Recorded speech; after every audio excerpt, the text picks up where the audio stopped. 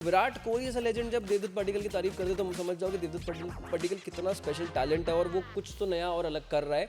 अब उनको टाइम ही मिला पावर प्ले के बाद लेने का, तो अब वो कहाँ से रन मारे। डिफेंड कर लिया मैंने आपको। और मैं इसको अलग से रख लेना आप सेव करके। मतलब अब वो या तो तू बोले मैं बोलता हूँ, है ना भाई? बढ़िया था, सही था ना?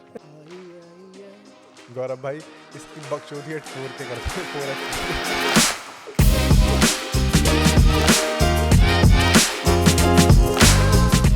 विराट कोहली के लिए सबसे मुश्किल काम कुछ भी हो सकता है, लेकिन जीटी के अगेंस्ट परफॉर्म करना उनके लिए सबसे इजीएस्ट काम है।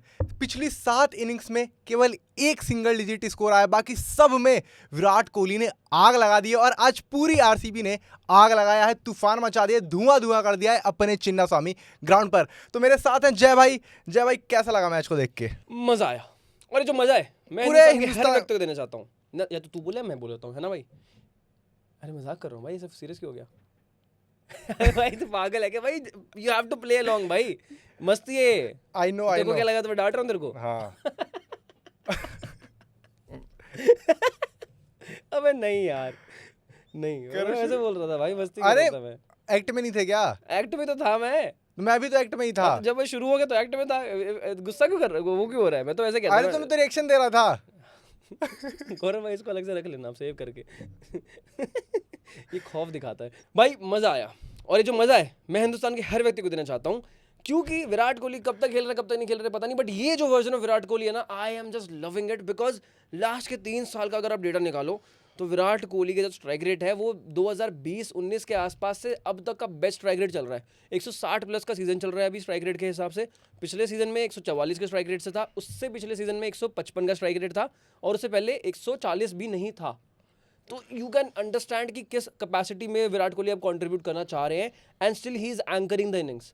स्ट्राइक रेट बढ़ा है, एंकरिंग रोल भी है, इंटेंट और ज़्यादा बेटर हो गया है, तो भाई गेम एम्पलीफाइड ही है और कुछ नहीं है। मतलब अब वो 2 in 1 हो गया है। पहले वो एंकरिंग का उन पे नाम आता था, लेकिन अब वो एंकरिंग के संग स्ट्राइक रोटेटिंग हो गया, और अब शॉट्स वो खेलने जा रहे हैं। अब वो अपने आप को रोकते नहीं है। राशिद खान है, उनकी एक बॉल डॉट हुई, उसके बाद फिर छक्का, होल्डर पे 2 बैक टू बैक छक्के, और यार 12 रन आ गए थे यार कोहली भाई। वो वाली बात थी यार, वो विराट भाई 12 रन आ गए थे आओगे तुम कभी मेरी जान कह रही।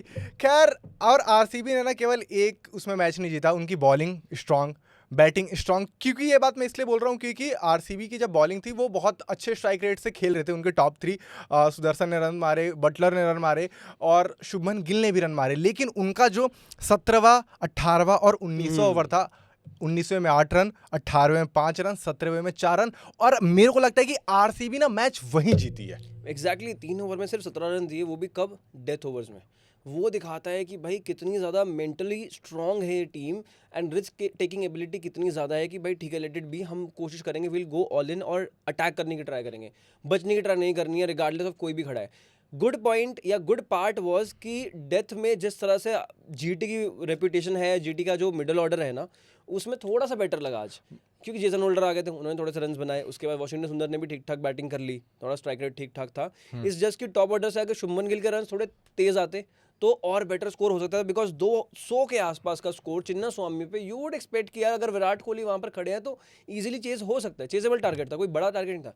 गलती जीटी की तरफ से भी ज़्यादा कुछ थी नहीं खास, बस मेरे को लगता है कि आज नहीं भाई, अगर विराट कोहली अगर चिन्नास्वामी में नहीं भी है ना, तो आरसीबी की बैटिंग जो इतनी स्ट्रांग है वो आराम से ये स्कोर चेज कर देगी कि आपके सामने भाई गुजरात टाइटन जैसी बॉलिंग अटैक है। यार वो वाला डायलॉग याद आ रहा है मेरे को कि पठान के घर पे पार्टी रखोगे तो पठान तो आएगा ही, और साथ में पटाखे भी लाएगा। चिन्नास्वामी में मैच होगा तो विराट कोहली तो आएगा ही, और भाई छक्के भी मारेगा भाई विराट कोहली अगर है तो। आप मान चुको ना कि भाई चेज ऑलमोस्ट डन है। एग्जैक्टली कौन जीतेगा पता है आपको? भाई वो innings was poetry in motion, and so was Sai Sudarshan innings यार। मतलब वो शायद छिप जाएगी अभी। 100 रन जो बनाए उन्होंने, शतक लगाया है, एंड वो कैलिबर दिखता है। हम क्वेश्चन कर रहे थे पिछले इम्पैक्ट रिपोर्ट में कि यार शायद साई सुदर्शन के ना इस सीजन में रन्स नहीं आ रहे हैं, बट आज उन्होंने दिखाया कि आ जाएंगे, आ रहे हैं, कर लिया हमने वापस। स्टिल मैं थोड़ा सा ये सोच रहा हूँ कि उन्होंने ऑलमोस्ट 90% पावर प्ले खेला, क्योंकि 7वें ओवर तक गिल ने बस 10 बॉलें खेली थी। तो अगर आप वो अपने ऊपर ले रहे हो जिम्मेदारी, तो मुझे लगता है कि आप और तेज रन बना सकते थे, क्योंकि अगर आप 10-20 रन और ऐड कर देते, क्योंकि आरसीबी ने एंड में विकेट खो दिए, वहां से मे बी आप डिफेंड कर लेते, मे बी, बट अब हुआ नहीं। और मुझे लगता है कि सुदर्शन की बैटिंग में हमको क्लास देखने को बहुत अच्छी मिलती है, देखने में बहुत अच्छा मजा आता है, लेकिन मेरे को लगता है कि वो और स्ट्रांग और तेज खेल हाँ, सकते थे। मतलब अगर 170 के स्ट्राइक रेट जो उन्होंने इनिंग्स खेली है, अगर वो 195 200 के आसपास होती, क्योंकि that is a standard now as an opener. आप देख रहे हो अभिषेक शर्मा को, वैभव सूर्यवंशी को, यशस्वी जायसवाल को, जो प्रियांश आर्या को, प्रियांश आर्या को 180 190 के नीचे बात ही नहीं करते हैं लोग। आपको बहुत ही रेयर दिखेगा कि भाई इनका 200 से कम का स्ट्राइक रेट हो रहा है किसी इनिंग में। और ये चीज़ के साथ अगर आप compete कर रहे हो तो आपको कहीं ना कहीं थोड़ा सा और बेटर करना पड़ेगा for your team, regardless of the situation कि आप T20 सेटअप में आने वाले हो या नहीं। आपको अपनी टीम के लिए परफॉर्म करके देना है, बिकॉज आप उस टीम का हिस्सा हैं बतौर प्लेयर। वहाँ पे मेरे को लगता है कि थोड़ा सा और तेज खेल सकते थे, बट ओवरऑल जीटी की टीम ने जितना कोशिश कर सकते थे उन्होंने किया, अच्छा स्कोर सेटअप किया। बट आई थिंक कि वो वाली बात भी है कि कहीं ना कहीं Sai Sudarshan and Shubman Gill they both are aware कि शायद टीम के पास इतना अच्छा स्ट्रॉन्ग मिडल ऑर्डर नहीं है।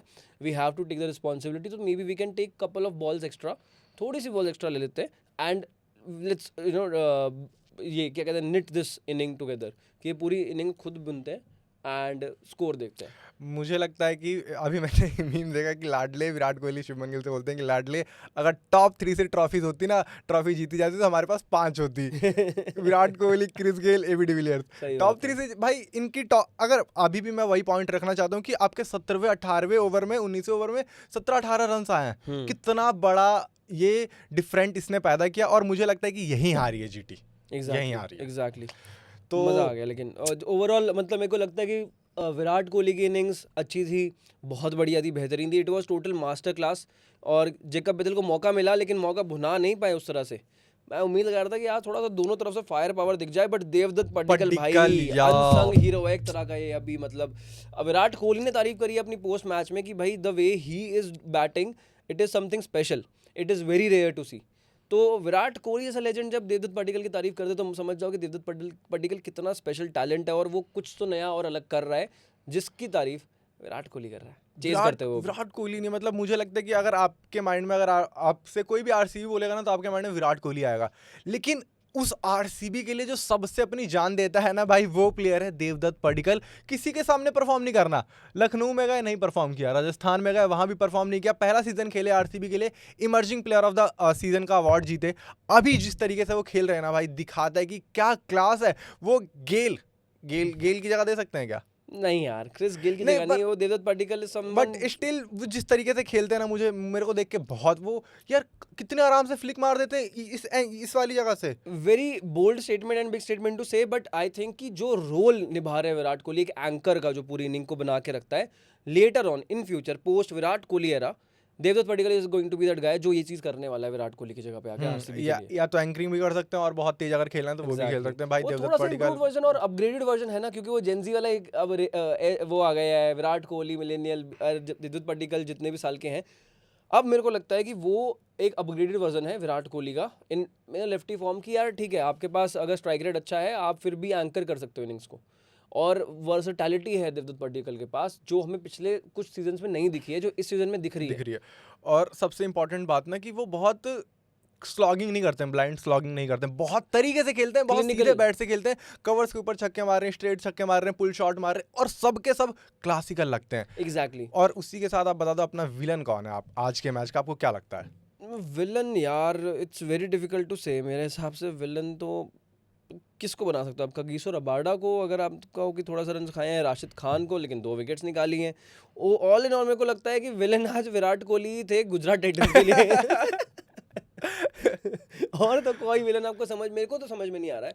मेरे को ऐसा लगता है कि आप जितेश शर्मा के लिए एक बार फिर से क्वेश्चन कर सकते हो कि यार चाहे विनिंग कॉज में रही है, आरसीबी जीती है, बट जितेश शर्मा जिस तरह से खेल रहे थे, आई वाज एक्सपेक्टिंग कि शायद से आज मौका है फिनिश करने का, बिकॉज जब विराट कोहली आउट भी हुए तो उस वक्त पे भी ऐसा लग रहा था कि भाई हाँ, ज़रूरत पड़ेगी टीम को आपको फिनिश एंड तक पहुंचाने के लिए, क्योंकि 154 पे 3 थी। उसके बाद जितेश शर्मा आए, जितेश शर्मा के साथ रजत पाटीदार खड़े थे, तो मेरे को लगा कि चलो यहाँ से अगर एक अच्छी पार्टनरशिप बनती है तो they will finish that innings with in like 18 overs और समथिंग। 19वें ओवर तक इसलिए गया क्योंकि फिर से नया बैटर आ गया। अगर आप थोड़ा और पहले फिनिश कर सकते हो, आप उतना अपने आप के अंदर रखते हो हिम्मत और इतना आपके पास पोटेंशियल है, तो क्यों ना करो। थोड़ा बिल्कुल। सा वक्त लेते जितेश भाई, वो कोई दिक्कत नहीं थी। अब वही ना, मैं ना 2-3 प्लेयर्स की बात करता हूँ कि उनकी बस एक इनिंग याद आती है। अब मुझे जितेश शर्मा की भी एक इनिंग याद आती है, 85, लखनऊ वाली, हाँ। बस। लेकिन मेरे विलन है भाई राशिद खान, क्योंकि वो आपके टॉप प्लेयर हैं। आपकी बॉलिंग का वो एक सबसे मेन जो बॉलर कहा जाता है ना, वो आपके बॉलर है। लेकिन जिस तरीके से उन्होंने बॉलिंग करी, वो आपको क्लूलेस कर दिया जीटी को कि भाई अब कुछ बचा ही नहीं है। आपने सबसे बेस्ट तरकश का तीर यूज़ कर लिया, but still he is not performing well. एक मैच में अच्छा परफॉर्म किया था, लगा था कि फॉर्म वापस आ गई, लेकिन अब फिर से वही कहानी। विराट कोहली के सामने आए, पहली बॉल डॉट हुई, लेकिन उसके बाद विराट कोहली ने धागे खोल दिए, और उसके बाद भी आप 4 ओवर में 49 रन दे रहे हो, 2 विकेट ली, बट उस समय पे ली जहां पे उन विकेटों का कोई भी मतलब नहीं था जय भाई। तो मुझे लगता है कि मेरे विलन भाई क्लियर कट राशिद खान थे। हाँ, मैं मतलब आई एग्री, ठीक है, सही बात है। बट राशिद खान के बारे में मैं एक चीज़ और सोच रहा था कि ये जो उनकी शोल्डर इंजरी के बाद से चीज़ें चेंज हुई हैं, be it in terms of his performance या एक्शन, कुछ भी हुआ है, एंड ऑफ द डे आपकी परफॉर्मेंस देखी जाएगी, and that is something which has been hampered, और वो कहीं ना कहीं आपको बैकफुट पे ला देगी। और मेरे को लगता है कहीं ऐसा ना हो कि रिटेंशन भी ना हो आगे जाके। बिल्कुल आपको, क्योंकि पिछली एक सीजन में हमने देखा था कि राशिद खान ने बहुत अच्छे बैट से भी कंट्रीब्यूट किया था। तो भाई आप की प्लेयर, आपको बहुत पैसे मिल रहे हैं, अगर आप गेम में इमोशन नहीं ला सकते कि भाई मेरी इंजरी हो गई थी, मेरे संग ये हो गया था, मेरे संग वो हो गया था, आपको बस परफॉर्मेंस देनी है, बस आपकी वही देखी जाएगी एट लास्ट में, इसके अलावा और कुछ नहीं देखा जाएगा। मानते हो कि नहीं? मानता है कि नहीं? इसी के बाद पे अपना हीरो बता दो जी। हीरो तो यार एक ही है। हीरो पूछने की बात हीरो है। तो हीरो जैसा लगता है, ये वो तो है ही हीरो। तो आज तो विराट कोहली है हीरो, बिकॉज वो ही थे एक जो एंकर कर रहे थे innings. Devdutt Padikkal is another guy जिसको आप हीरो बना सकते हो, बिकॉज जिस स्ट्राइक रेट से विराट कोहली खेल रहे थे आज, उससे बड़े स्ट्राइक रेट से देवदत्त पड्डीकल खेल रहे थे, and that is the reason कि Virat Kohli was playing freely. जो सिंगल डबल निकाल रहे थे, देवदत्त पड्डीकल को स्ट्राइक दे रहे थे, that was the whole reason कि भाई ठीक है, एक बंदा एक्सेलरेट करके चल रहा है और रन रेट को है वो मेंटेन करके चल रहा है, बिकॉज 10 की run rate through out the innings maintain करके रखना is not that easy eight times. जब आपके सामने कगिसो रबाडा हो, मोहम्मद सिराज हो, राशिद खान हो, फॉर दैट मैटर, रेपुटेशन तो रेपुटेशन होती है। वो मतलब नहीं रखता कि भाई आप चिन्नास्वामी में खेल रहे हो या मीलबर्न में खेल रहे हो, अगर 10 की रन रेट है, वो आपके माइंड पे साइकोलॉजिकल प्रेशर डालेगी। लेकिन वो भाई 10 ओवर के बाद 11 की हो गई थी, 12 की हो गई थी। तो उस तरीके की खेले हैं विराट कोहली और देवदत्त पड्डीकल। मेरे हीरो हैं देवदत्त पड्डीकल, क्योंकि आपके सामने विराट कोहली जैसा बैट्समैन है और आप उसको ओवर शैडो कर दे रहे हो, तो भाई कमाल हो आप। मेरे को लगता है जीटी ने एक चीज और अच्छी की है कि ग्लेन फिलिप्स को हटा के आप जेसन होल्डर को लेकर आए हो। जेसन होल्डर कहता है कि इसी दिन का तो इंतजार कर रहा था मैं, क्यों नहीं खिला रहे थे मेरे को। वो जेसन होल्डर भी लाइक कि अब आया ना, मैं आ रहा हूं और टेंशन ना लो। मैंने और ऋषित भाई ने बात करी थी कि यार आपने एक बंदे को केवल उड़ने के लिए रखा है फील्ड में, वो भी कैचेस भी छूट जा रही हैं, ना बॉलिंग करवा रहे हो आप उनसे, बैटिंग में कंट्रीब्यूट करके दे नहीं रहे, तो भाई लेके आओ ना होल्डर को। और आज लेके आए हैं, भले होल्डर मैच नहीं जिता पाए, लेकिन आखिरी ओवर में 18 रन, उससे पहले के 3 ओवर में 17 रन आए, आपने आखिरी ओवर में 18 रन मार दिए, तो भाई दिखाता है। और बॉलिंग में भी भाई विराट कोहली की विकेट ली है उन्होंने यार। ऑफ कोर्स मेरे को, और ग्लेन फिलिप्स की बात कर रहा था ना, उस पर पूछ रहा था कि वो साउथ अफ्रीकन है क्या? नहीं, तो चोक क्यों कर रहे हैं? क्योंकि वो मैं बढ़िया था ठीक है ना, I have no सही था answer. ना। I have no answer. But हाँ, जेसन होल्डर भाई, मेरे को लग रहा है कि जो मिडिल ऑर्डर की गुत्थी थी वो सॉल्व हो सकती है। हो गई, मुझे लगता है कि हो गई है, और आपको बॉलिंग में भी बहुत बड़ा कंट्रीब्यूशन देने वाले हैं। मुझे समझ ही नहीं आ रहा था कि जीटी खिला क्यों नहीं रही थी, क्या इस नाम पे कि भाई फिलिप्स हैं, 2-3 एडिट निकल जाएगी जीटी की उड़ते हुए। पता नहीं भाई। मानव सुतर भी आए थे आज, मानव सुतर ने भी बढ़िया कैच पकड़ी यार, बढ़िया कैच पकड़ी जितेश शर्मा और 2 ओवर में 19 रन देके 1 विकेट लेकर गए हैं, which is good enough performance. अच्छी परफॉर्मेंस है, ध्यान नहीं देंगे भैया। जय भाई, थैंक्स। वही है भाई, ऑब्जर्वेशन यार, तजुर्बे की बात है। ऑब्जर्वेशन कमाल कभी किया ऐसे बस मार जानी कितना कदे। चश्मा पहन लो। ये ज्यादा दबंग वाला लग रहा है। पता है क्या करेंगे वो अभी गौरव भाई, इसकी बकचोदी 4K कर देंगे, 4X कर देंगे। नहीं गौरव भाई रख लेना, एडिटर साहब प्लीज। चलो कल के मैच की बात कर लेते हैं, किसका है बताओ। एनीवेज, बट इस मैच की बात में एक सेकंड एक चीज और बिल्कुल करो। शुभमन गिल को कॉल आउट करना चाहता था मैं कि शुभमन गिल की इनिंग्स के लिए व्हाट डू यू थिंक कि शुभमन गिल ने सही तरीके से खेला वो? क्योंकि जिस तरह से सेट हो गए हो आप, विकेट आपको पता है कि अच्छा है बैटिंग के लिए, ग्राउंड छोटा है, तो चांसेस आपने उतने लिए नहीं। 24 गेंदों में 32 रन बनाए हैं, 24 गेंदों में कम स्ट्राइक रेट इसी बंदे का है। एग्जैक्टली 133 का स्ट्राइक रेट है, तो ये कंसर्निंग था, बिकॉज अगर आप 24 गेंद खेल रहे हो तो शुभमन गिल जैसे कैलिबर से आप एक्सपेक्ट करोगे कि 40-45 पे तो हो कम से कम बंदा यार, 34 पे 32 पे तो ना बैठा हो, चिन्ना स्वामी के वो ग्राउंड भी पर। चिन्ना स्वामी ग्राउंड। बट मुझे लगता है कि शुरुआत में उनको, मैंने आपको जैसा बताया कि 7वें ओवर तक, जब 7वां ओवर खत्म हुआ तो शुभमन गिल ने खेली थी 10 बॉल्स, है ना। तो आप पावर प्ले में खेलने वाले बैट्समैन हो, जिस तरीके से कट शॉट कवर ड्राइव मारते हैं, आपको मौका ही नहीं मिला खेलने का। तो शुभमन गिल अपना टाइम लेते हैं, अब उनको टाइम ही मिला पावर प्ले के बाद लेने का, तो अब वो कहाँ से रन मारे। तो थोड़ा सा मैं डिफेंड कर रहा हूँ, गिल जी आपको देख लो, थोड़ा बहुत डिफेंड कर लिया मैंने आपको। जी पे नंबर बता देना अपना। पीआर हो गई। Anyway, चलो आगे बढ़ते हैं अगले मैच की या मैचेस की बात कर 2 लेते हैं मैचेस guys। होने वाले हैं। Delhi capital versus Punjab Kings दोपहर में मैच है, और उसके बाद है Rajasthan Royals versus Sunrisers Hyderabad. Crazy matches हैं दोनों। दोनों क्रेजी मैचेस है ब्रो, क्रेजी हो जाएगा गाइस। जिस दिन एलएसजी नहीं खेल रही, मेरे लिए क्रेजी मैचेस हैं वो।